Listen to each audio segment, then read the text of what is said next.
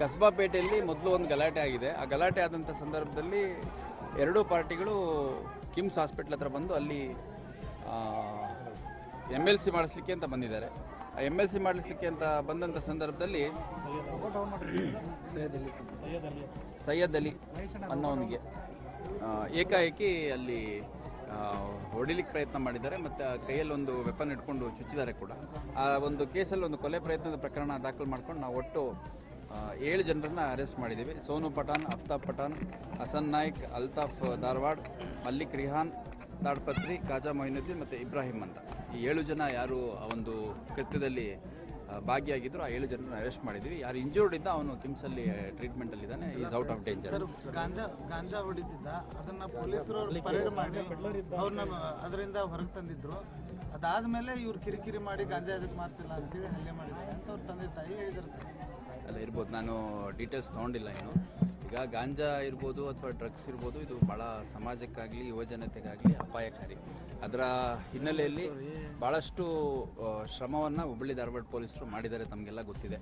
ಕಳೆದ 1.5 ವರ್ಷದಲ್ಲಿ ನನಗೆ ಗೊತ್ತಿರೋಂಗೆ ಆಲ್ಮೋಸ್ಟ್ 2,500ಕ್ಕೂ ಹೆಚ್ಚು ಜನರನ್ನು ನಾವು ಯಾರು ಸಸ್ಪೆಕ್ಟ್ಸ್ ಇದ್ದಾರೆ ಅವನ್ನೆಲ್ಲ ಟೆಸ್ಟ್ ಮಾಡಿಸಿ ಅದರಲ್ಲಿ 1,200ಕ್ಕೂ ಹೆಚ್ಚು ಜನ ಪಾಸಿಟಿವ್ ಬಂದದ ಹಿನ್ನೆಲೆಯಲ್ಲಿ ಅವ್ರ ಮೇಲೆ ಕೇಸಸ್ ಮಾಡಿದ್ದೀವಿ. ಯಾರು ಹ್ಯಾಬಿಚಲ್ಲಿದ್ದರೂ ಅವ್ರ ಮೇಲೆ ಕೇಸಸ್ ಮಾಡಿದ್ದೀವಿ. ಪೆಡ್ಲರ್ಸ್ ಯಾರಿದ್ದರೂ ನಮ್ಮ ಹಿರಿಯ ಅಧಿಕಾರಿಗಳ ಸೂಚನೆ ಮೇರೆಗೆ ಪೆಡ್ಲಿಂಗು ಸಿಕ್ಕಂಥ ಸಂದರ್ಭದಲ್ಲಿ ಹಿಂದೆ ಪ್ರಕರಣಗಳಲ್ಲೆಲ್ಲ ಆರೋಪಿನ ಅರೆಸ್ಟ್ ಮಾಡಿ ಅದನ್ನು ಸೀಸ್ ಮಾಡಿ ನಿಲ್ಲಿಸೋರು. ಆದರೆ ನಾವು ಅದ್ರದ್ದು ಫಾರ್ವರ್ಡ್ ಲಿಂಕೇಜು ಬ್ಯಾಕ್ವರ್ಡ್ ಲಿಂಕೇಜ್ ಎಲ್ಲ ಮಾಡಿ ನನ್ನ ಮಾಹಿತಿ ಪ್ರಕಾರ 2025ರಲ್ಲಿ ಸುಮಾರು 250ಕ್ಕೂ ಹೆಚ್ಚು ಪ್ರಕರಣಗಳು ಕನ್ಸಂಪ್ಷನ್ ಮತ್ತು ಪೆಡ್ಲಿಂಗ್ ಮಾಡಿ ಸುಮಾರು 300-350ಕ್ಕೂ ಹೆಚ್ಚು ಜನರನ್ನು ನಾವು ಅರೆಸ್ಟ್ ಮಾಡಿದ್ವಿ. ಸೊ ಇದರ ಹಿನ್ನೆಲೆಯಲ್ಲಿ ಒಟ್ಟು 27 ಜನರನ್ನು ಯಾರು ಹ್ಯಾಬಿಚುವಲ್ ಪೆಡ್ಲರ್ಸ್ ಇದ್ದರು ಅಂಥವ್ರನ್ನ ನಾವು ಗಡಿಪಾರು ಮಾಡಿದ್ವಿ ಕೂಡ. ಮತ್ತು 2 ಪ್ರಪೋಸಲ್ ಪಿಟ್ ಆ್ಯಂಡ್ DPS ಅಂತ ಬರುತ್ತೆ. ಅಂದರೆ ಗುಂಡಾ ಆ್ಯಕ್ಟ್ ಯಾವ ರೀತಿ ರೌಡಿ ಎಲಿಮೆಂಟ್ಸ್ಗಿರುತ್ತೆ ಆ ರೀತಿ ಡ್ರಗ್ ಪೆಡ್ಲರ್ಸಿಗೆ ಪಿಟ್ ಆ್ಯಂಡ್ DPS ಅಂತ ಒಂದು ಪ್ರಿವೆಂಟಿವ್ ಕಾಯ್ದೆ ಬರುತ್ತೆ. ಆ 1-2 ಪ್ರಪೋಸಲ್ ಕೂಡ ನಾವು ರೆಡಿ ಮಾಡಿ ನಮ್ಮ ಅದರಲ್ಲಿ ವ್ಯಾಪ್ತಿ ಕಾಂಪಿಟೆಂಟ್ ಅಥಾರಿಟಿ ನಮ್ಮ ADG ಇರೋದ್ರಿಂದ ಅವ್ರಿಗೆ ಕಳಿಸ್ಕೊಟ್ಟಿದ್ದೀವಿ.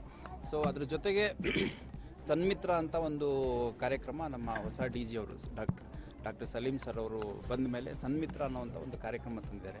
ಅದರಲ್ಲಿ ಯಾರ್ಯಾರು ಡ್ರಗ್ ಕನ್ಸ್ಯೂಮರ್ಸ್ ಇರ್ತಾರೆ ಆ ಪ್ರತಿಯೊಬ್ಬ ಕನ್ಸ್ಯೂಮರ್ಗೂ ನಮ್ಮ ಠಾಣೆಯಿಂದ ಒಬ್ಬ ಸಿಬ್ಬಂದಿಯನ್ನು ನಿಯೋಜನೆ ಮಾಡಿ ಅವರು ಈ ಒಂದು ಕನ್ಸಂಪ್ಷನಿಂದ ಹೊರಗಡೆ ಬಂದಿದ್ದಾರಾ ಮತ್ತು ಅದೇ ಟ್ರ್ಯಾಪಲ್ಲಿದ್ದಾರಾ ಮತ್ತು ಯಾರಿಂದ ಅವರು ಸಂಪರ್ಕದಲ್ಲಿದ್ದಾರೆ ಅದು ಸಂಪೂರ್ಣವಾಗಿ ಫಾಲೋಅಪ್ ಮಾಡೋವಂಥ ಒಂದು ಕೆಲಸ ಕೂಡ ಮಾಡ್ತಾಯಿದ್ದೀವಿ. ಅಷ್ಟಾಗಿಯೂ ಕೂಡ ಅಲ್ಲಲ್ಲಿ ಪ್ರಕರಣಗಳು ಬರುತ್ತೆ. ತಾವು ಹೇಳಿದ ಮಾಹಿತಿ ಏನಿದೆ ಇದಾಗಿದೆ ಅಂದರೆ ಇದು ತುಂಬ ಸೀರಿಯಸ್ ಇಶ್ಯೂ.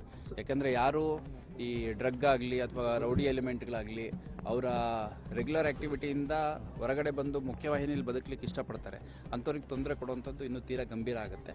ಅದು ಈ 7 ಜನ ಆರೋಪಿಗಳ ಮೇಲೆ ಏನು ಕೇಸಸ್ ಆಗಿದೆ ಹಿಂದೆ ಅನ್ನೋದ್ರ ಮೇಲೆ ಇನ್ನೂ ಹೆಚ್ಚಿನ ಕ್ರಮವನ್ನು ನಾವು ಕೈಗೊಳ್ಳಬೇಕು.